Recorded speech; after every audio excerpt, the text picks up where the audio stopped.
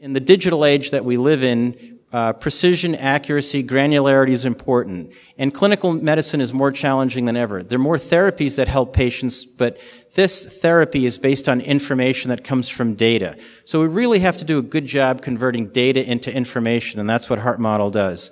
And you may think of LV function 10, 20, 30 years in terms of the historic literature as well. It's just another number that we get on an exam.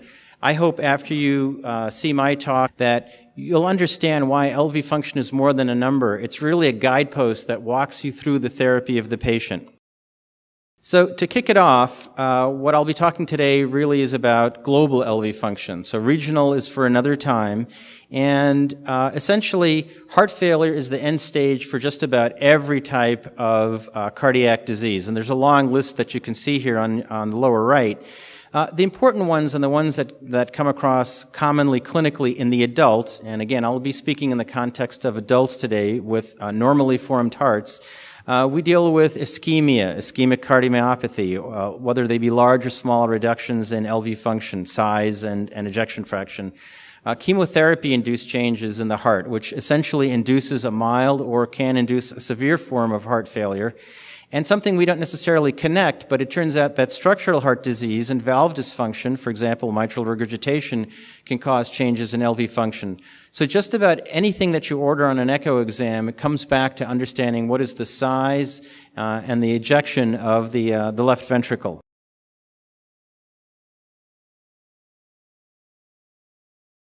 You notice that the recommendations call into account, and here come two pearls for you.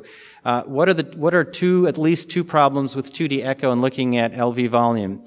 And problem number one is foreshortening. Problem number two is making assumptions about geometric shape. And when you actually work with experts, you find out that foreshortening the ventricle is much more common than people give it credit for, and it's much more common, especially for new users, physicians and sonographers first starting out in their career. So nonetheless, 2D echo, while it's important and has been used for decades, actually is fraught with these two challenges. Yet I just told you that therapy really needs an accurate guide to quantification.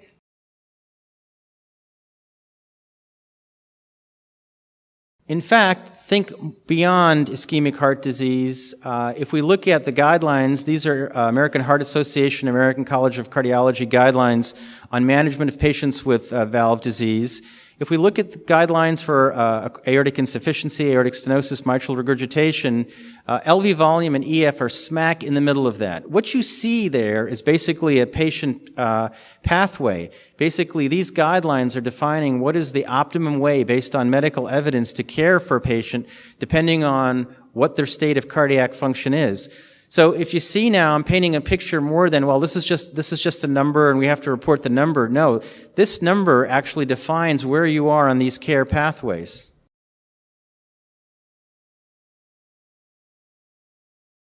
And even more than left ventricular function, because we think about LV for so many years, it turns out that the LA is a very important chamber as well.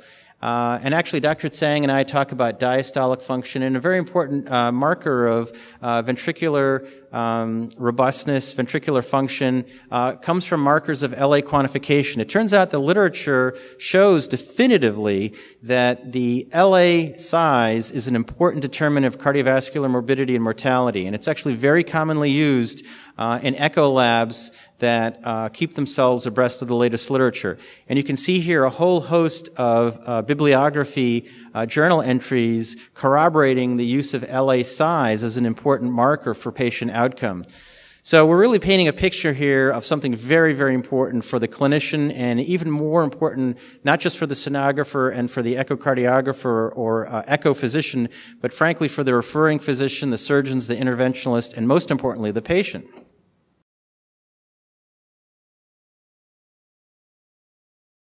What's emerged into this horizon over the past few years is chemotherapy. And one of the common chemotherapeutic agents that's used is a family of agents called anthracyclines. There's some other agents. And what they do actually is they poison the heart.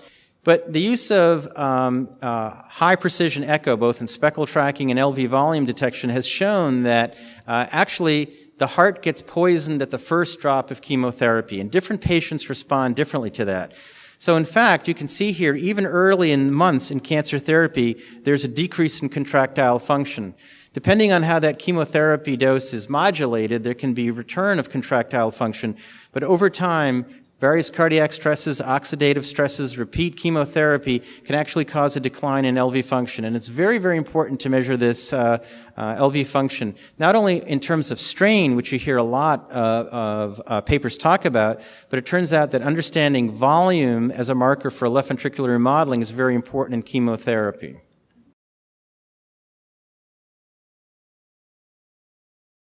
So now I've painted you a picture of the challenges that clinicians face. It's not simply about a number, but basically they're taking care of patients who have heart attacks, patients who have leaky valves, patients who are undergoing chemotherapy, basically patients who have decreased LV function and increases in LA size of all causes.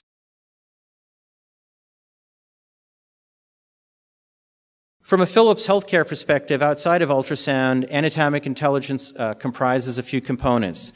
It's multimodality, so it works with CT and MR. In fact, that technology originally came from CT and MR.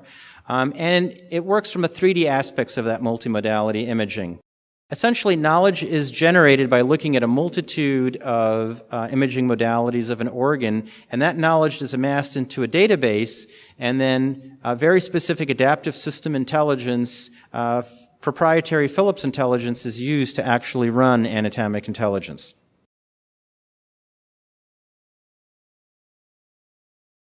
The generic model actually then, from its multimodality heart model incarnation, be it ultrasound, CT, MRI, actually was specifically adapted for ultrasound data sets, which is what you can see below. And in the machine, when you run heart model today, there are actually two components in the algorithm that actually allow heart model to do its thing. The first is knowledge-based identification. It actually looks at what is the orientation or the lie of the heart in the imaging plane, and it actually orients the heart, understanding if it's large, dilated, tilted, banana-shaped, and so forth.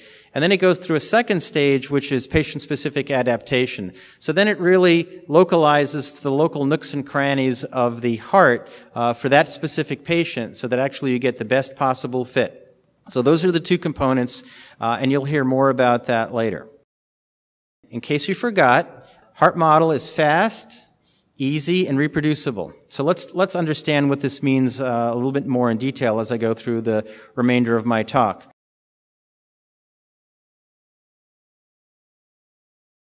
As one of the engineers who worked on this likes to say, heart model actually has its value and its resilience because it's built on the pyramid of power.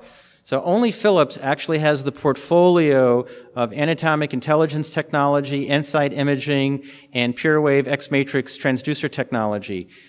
Frankly, to be very simple about it, heart model and anatomic intelligence doesn't work without the best possible image quality.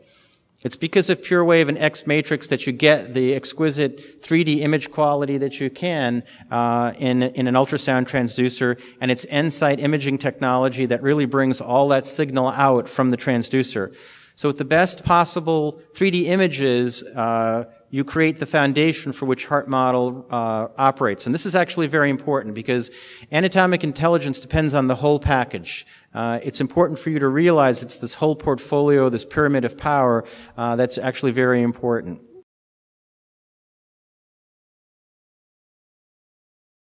So what are the benefits to the physician? Accurate and scientifically studied quantification. So I'll mention what accuracy is very soon, but I want you to ask yourself in the next few moments how you define accuracy and what accuracy means to you.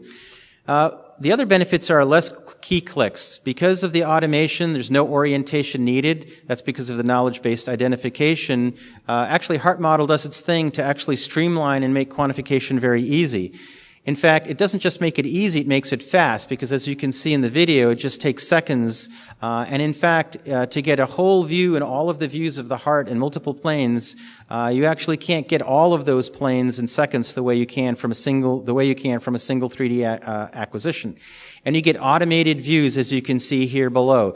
So you don't have to worry about the intimidating cutting, cropping, and slicing because the machine actually knows about a heart. It's facial recognition, or in this case, cardiac recognition of the ultrasound machine. The ultrasound machine actually understands what it's looking at. And so that helps you get better agreement, it gives you smaller bias, and it gives you lower scatter. So I've teed up a lot of words here: accuracy, bias, agreement, variability. Let's talk about what that means.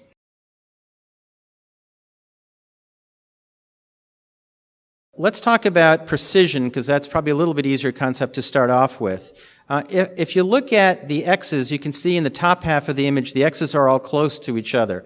When the X's are close to each other, we say that there's low variability, that there's low scatter, that actually the numbers are precise. And it turns out with HeartModel, editing aside, if you push the button, so in other words, if Lynn pushes the button, I push the button, Rob pushes the button, they're going to get the same answer as if the world-famous luminary pushes the button or someone who's never used it before.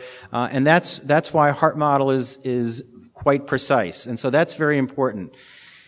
Now, it turns out that besides variability, what's important is accuracy. And accuracy is defined as where the average of all those little X's are. So if we have a gold standard, for example, a gold standard could be MRI, a gold standard could be expert 3D tracings, we want that gold standard, or that yellow center in the bullseye, to define what accuracy is. So obviously the ideal is the upper left, because it's accurate and it has low variability. This is kind of a counterintuitive concept, so I'll repeat it. But the image on the bottom left there, actually, while it's imprecise and has wide scatter, is actually accurate, because if you take the average of the measurements, you fall in the bullseye. It turns out clinicians, if they have to settle for either bias, which is on the upper right, a little bit of shift, where that blue star is not quite in the bullseye, and that's actually bias. Clinicians would actually prefer reductions in variability and tolerate a little bit of bias as long as that bias is not too great. And that's what's really important. If you think about it, and we want to look at a chemotherapy patient, and we want to look at that chemotherapy patient over time, we really don't want a lot of variability in the measurement. We really want that variability to be low, that scatter to be low, that standard deviation to be low, that measurement to be precise. And so it turns out that that's why HeartModel is beneficial, because it's precise and it's reproducible and it has low variability. And as I'll show you, it actually is accurate because we've done validations against studies.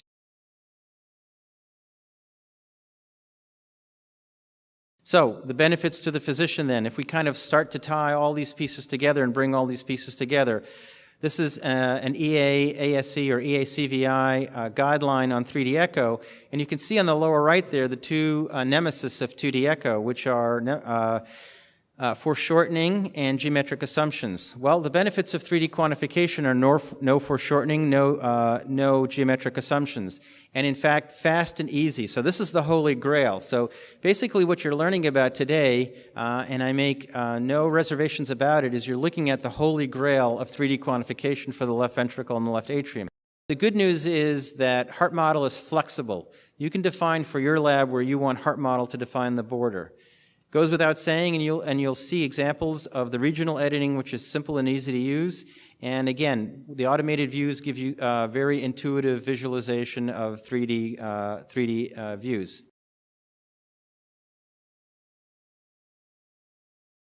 So now let's go into the reasons to believe. So I've talked to you about accuracy. Accuracy is the agreement with the standard. And actually we have two abstracts which were presented at the American College of Cardiology. We actually have a pretty large paper. Dr. Tsang, Dr. Lang, and I and others actually collaborated. We have a paper in the referee process now. When we have a letter of acceptance, we'll obviously share with you the letter of acceptance, but we're eagerly awaiting that referee process. But we're going to have studies which demonstrate the accuracy compared to a standard. The other thing, though, that we did is we looked at some speed studies. And so it turns out that in this particular cohort, we had an N of 30. This was done at University of Chicago. It turns out that when you do LV and LA quantification with HeartModel, actually you can have a significant reduction in time. And let me go into that in a little bit detail.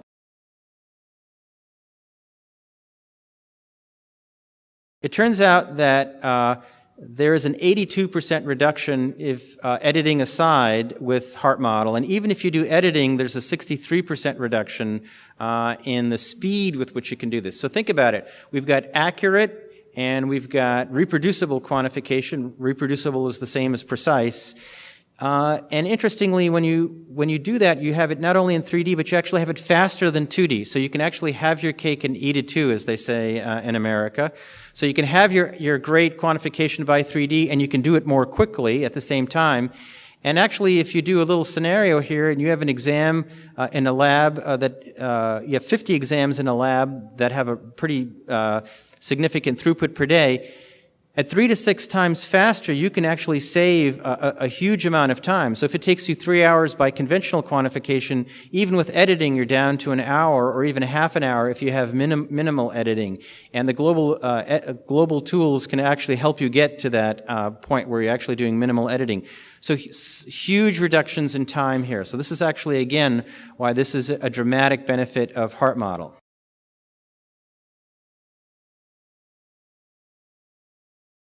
So what we worked on, and we worked very hard on, was to make HeartModel robust. We worked very significantly behind the scenes, both in the clinical trials and in the creation of the technology to make it robust. And this is what robust means.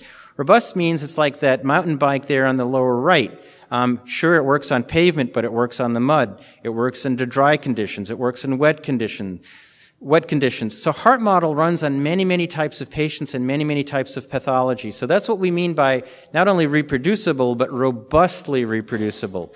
And if we actually take it into the clinical realm, this is what we mean. Hearts come in different sizes and shapes. And what we spent a lot of time, and actually what I believe Philips has a lot of insight over the competitors on, is actually understanding what robust means from a technology viewpoint. Because HeartModel actually runs on normal shapes, of course, but it actually runs on dilated hearts, hearts with banana shapes, sigmoid septum. And so this capability actually allows it to be used in a wide spectrum and a wide setting.